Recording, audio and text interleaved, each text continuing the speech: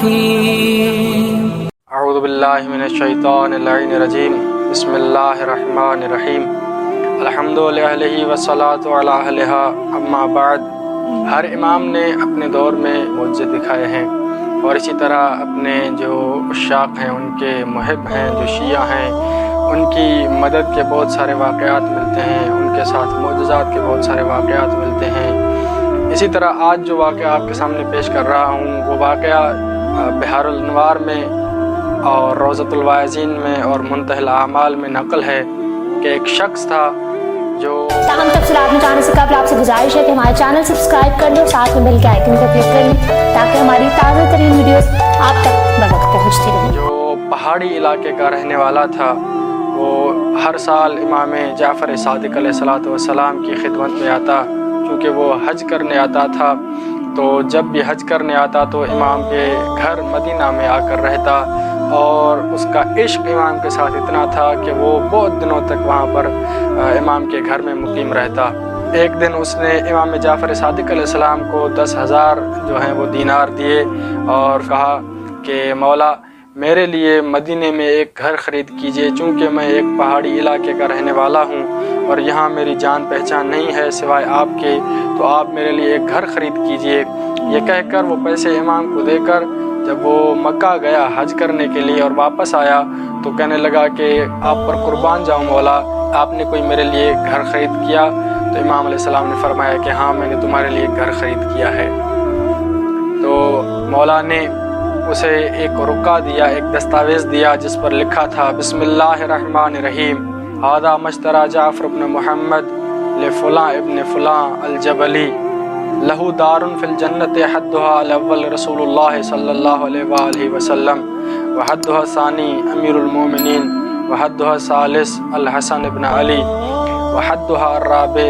الحسین ابن علی۔ وہ رکا جو امام نے اس کو پیش کیا، وہ دستاویز جو امام نے اس کو دیے، اب جب وہ شخص پڑھنے لگا کہ اس پہ لکھا تھا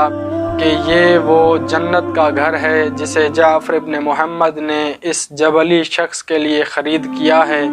کہ جس کی حدود یعنی وہ جو ناپ ہوتی ہے، جو مقدار ہوتی ہے گھر کی، جس کی حدود ایک طرف حضرت رسول خدا صلی اللہ علیہ وآلہ وسلم ہیں، دوسری حد امیر المومنین ہیں، تیسری حد حضرت امام حسن علیہ السلام ہیں، اور چوتھی حد حضرت امام حسین علیہ السلام ہیں۔ جب اس شخص نے یہ دستاویز دیکھا تو وہ اس دستاویز کو آنکھوں پر لگایا اور کہا کہ آپ پر قربان جاؤں مولا، مجھے یہ سودا منظور ہے۔ تو امام نے فرمایا کہ جو تم نے پیسے مجھے دیے تھے وہ پیسے میں نے اولاد حسنین پر خرچ کیے، اور اس کے عوض میں میں نے جنت میں تمہارے لیے ایک گھر خرید لیا۔ اللہ اکبر، کتنا روح پرور منظر ہے یہ، کہ یہ واقعہ اس حدیث نبوی کی عکاسی کرتا ہے کہ جو نبی نے فرمایا تھا کہ حسن اور حسین جوانان جنت کے سردار ہیں، تو امام نے بھی وہی کیا کہ یہاں پر اولاد حسنین کو وہ پیسے دیے تو اس شخص کے لیے وہاں پر جنت میں گھر خرید لیا۔ تو وہ شخص جب جانے لگا گھر گیا، اور ہمیشہ وہ رکا، وہ دستاویز اس کے ساتھ رہتا، اور آخرکار جب اس کا وقت قریب آیا اور وہ مریض ہو کر بستر پر لیٹ گیا اور بستر مرگ پر رہنے لگا، تو اس نے وصیت کی کہ جب میں مر جاؤں تو اس دستاویز کو میرے کفن میں رکھ دینا۔ چنانچہ اس کی وصیت کے مطابق جب اس کا انتقال ہوا تو اس کے رشتہ داروں نے وہ دستاویز اس کے کفن میں رکھ دیا، اور ایک رات گزری، دوسرے دن جب لوگ اس کی قبر کے قریب آئے تو دیکھا کہ وہ دستاویز اس کی قبر کے اوپر پڑا ہوا ہے، کہ جس پر لکھا تھا وفالی واللہ جعفر بن محمد بما قال، کہ خدا کی قسم میرے مولا نے جو وعدہ کیا تھا وہ وعدہ پورا کیا۔ بصیر سے روایت ہے، فرماتے ہیں کہ جب امام جعفر صادق علیہ السلام کی شہادت ہوئی تو میں ان کی تعزیت کرنے ان کے گھر گیا، جناب ام حمیدہ سے ان کی تعزیت کی تو وہ رونے لگی، اور ان کے رونے کی آواز سن کر میں بھی رونے لگا۔ اس کے بعد آپ نے فرمایا کہ اے ابو بصیر، کہ کاش تم امام کا آخری دیدار کر پاتے، کہ ایک عجیب کیفیت تھی کہ امام نے فرمایا کہ میرے جتنے رشتہ دار ہیں ان تمام رشتہ داروں کو جمع کرو۔ تو ہم نے جتنے بھی امام کے رشتہ دار تھے، امام کی اولاد تھی، ازواج تھی،